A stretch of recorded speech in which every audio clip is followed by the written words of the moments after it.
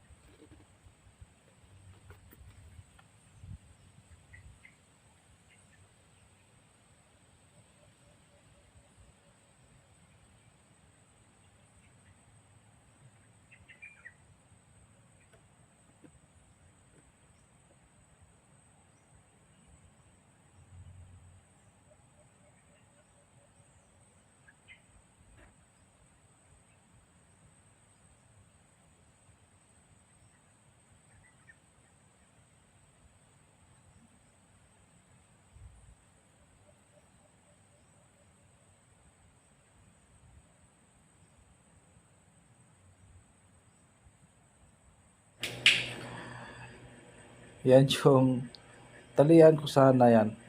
Kaso yung hinila ko pa para maabot ko nabali yung yung pinagsabitan ng cage na bali. So problema ako kung anong gagawin ko, walang sanga na malapit. Nag-attempt pa ako ng isang sanga dyan. Kinuha ko. Kaso walang masabitan, alanganing sabitan. Yan o.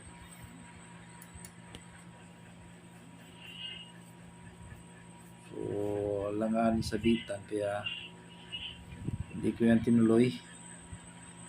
2 beses. Tapos inisip ko, mayroon pala akong daladalang tali, kaya yun, tinalian ko na lang. Dinaan ko din sa malaking sanga para may sabit. Tagal-tagal rin yung yung binalikan ko pa yung tali sa bag. Nabitas yung sabitan natin. Sabitan natin tali.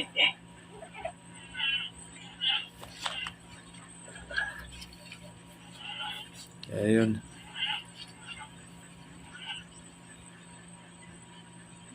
Kinuha ko yung tali para sasabit natin doon.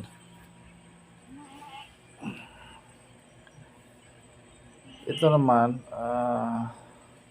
sim spot nito. Binabalik-balikan ko tong area to kasi maraming alimokon. Yung spot na yan, ang dami dumadapo, kaya yung unang hunt ko yan, 4 o 5 dumadapo. Hindi ako nakahuli kasi hindi bumaba. Kaya gustong gusto ko tong area na to. Dami kasi limukan dito.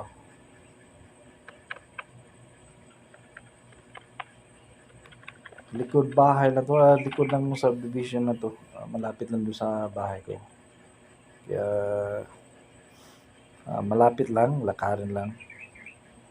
Kaya balik-balik na ako dito. So, ang nahuli ko, ano na, 6 na nahuli ko. Ditong area na to, asa doon sa kabilang area, sa kabilang spot.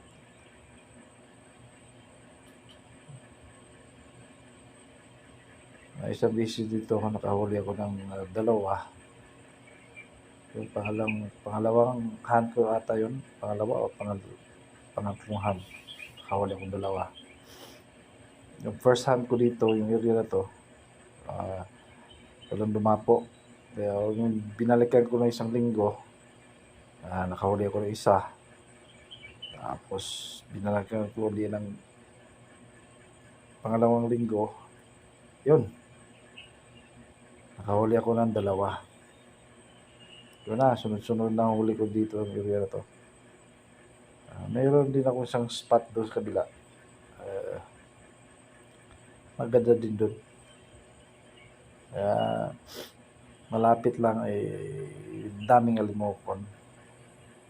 Maganda talaga.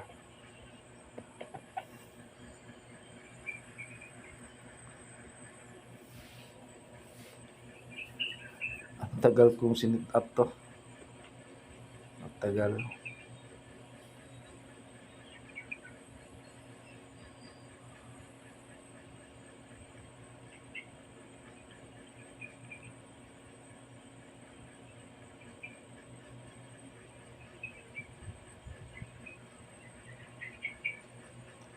Nag-umpisa na ako nito, inantay ko na yun, no? Daming muhuni.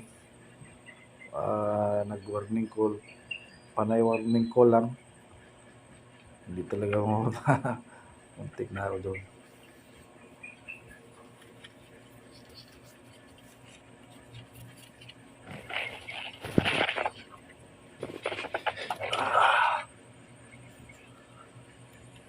So ayan, nilagyan natin ng tali. Baka tayo. So itong pangalawang spot,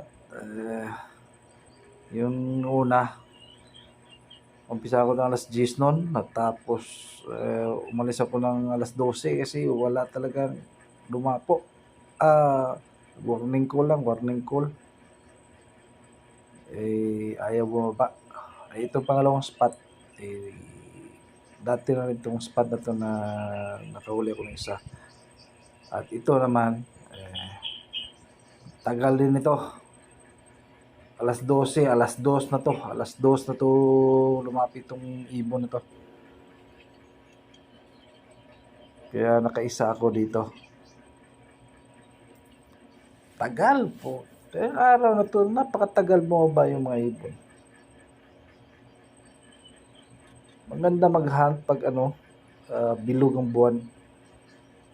Kinabukasan na hunt ka. So, lapit lang, dali lang bumaba yung mga ibon. Ito ang tagal, 2 oras talaga. 2 oras sa nagpaantok at saka tagpas ng lamok na dumadapo sa balat natin. Kaya ito, so swerte din ako nito, bumaba din. Panay lang to warning call. At least nakahuli ako ng 1 nito. 2 oras din to bumaba. Lumapit sa katiyan natin. Sa itong katiyan natin, umpisa naman siya na inakit na yung alpas.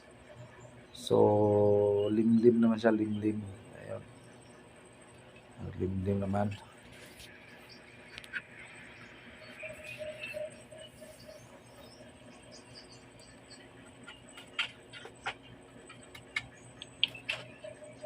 Maganda sana panay kahan ng katiyan mo para masanay. Itong katiyan ko bago lang to eh. Pang-anim na hunt lang to. Pang-anim na hunt. Kaya humuhuni, matagal humuhuni. Pag umpisa naman siya maghuni, tuloy-tuloy na naman. So dito ko nakita yung ano niya. Yung dito ang spot na to, yung umpisa ko nakita na ano, bakampay siyang kunti tapos naglilimlim dito kung sila. At dito rin yung naghinayang ko sa alpas na malakas kumampay tapos hindi tumiklop yung trigger ng cage ko, kaya naghihinayang talaga ako. Pero ito binalikan ko, wala namang reaction itong alpas to. Ano lang, lakad-lakad lang, tawid-tawid lang doon sa sanga nito. Pero dali lang siya dumapo doon sa ano natin, doon sa cage natin.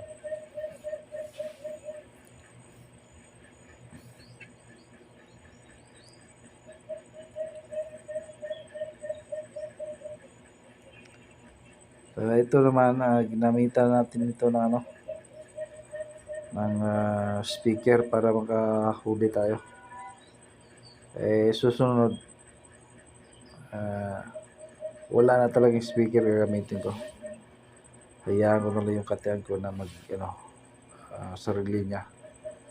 Makahuli man o hindi, basta hindi ako na gagamit ng speaker. Kasi marami na ako nahuli, marami na akong alaga dyan. Gusto ko naman yung katiyan ko mismo, natural niya na ano, na idea niya or diskarte ng katiyan.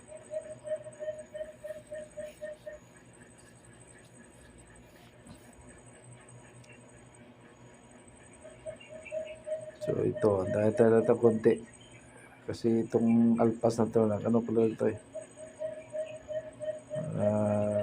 Obserba pa to eh.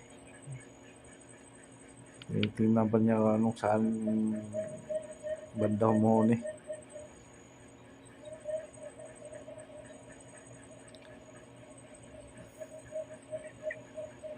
Kaya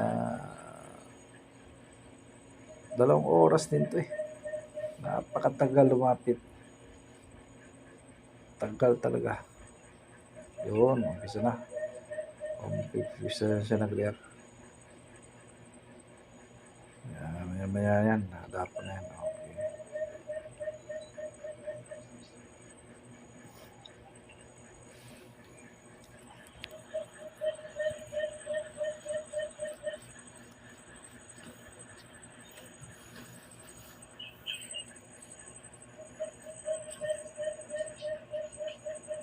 Pagbalik niyan, mana tuloy-tuloy na yan.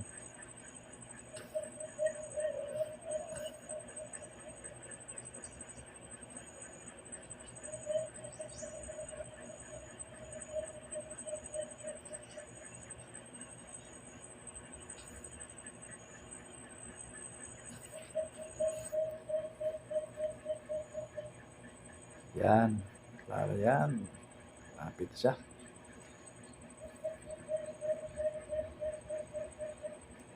So yung katiyan natin ano,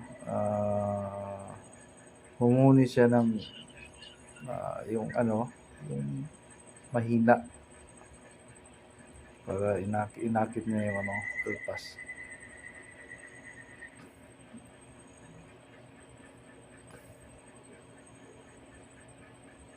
Pagtawid niya sa kabila ngayon, wala na, dali na yan.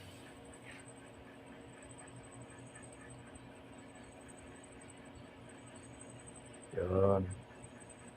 Yari ka na. Oops. Oops.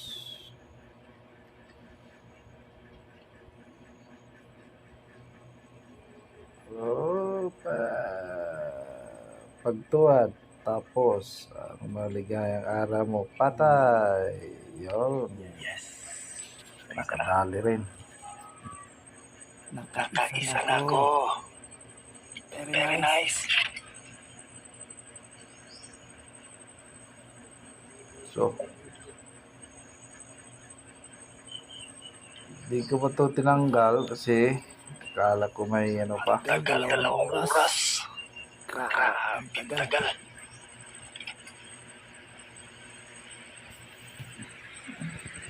Dalawang oras talaga to. Hinayaan ko lang kasi may marami pa kasi humuhuni.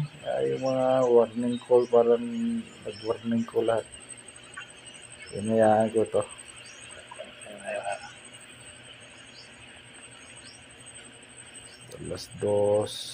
Alas 2:30 ata to. Alas 2:30.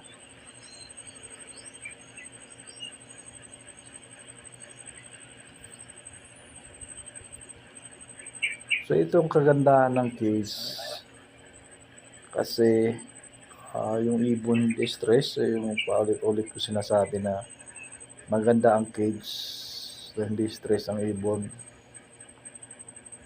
Kaso lang matagal. Di kagaya ng kapulot, paglapit diretso yan sa diretso dapo doon sa may kapulot. Kaya okay ang kapulot, kaso stress yung ibon, ubos yun ang balahibo pag matagal mong kuha. Ito maganda, buo pa yung balahibo, kaso bang matagal kasi lakad-lakad pa, obserba pa yung ibon, kaya yun, tagal din. So nakaisa tayo nito, so 2 oras. Inabot ako dito ng alas 3:30. Tama din. Kaya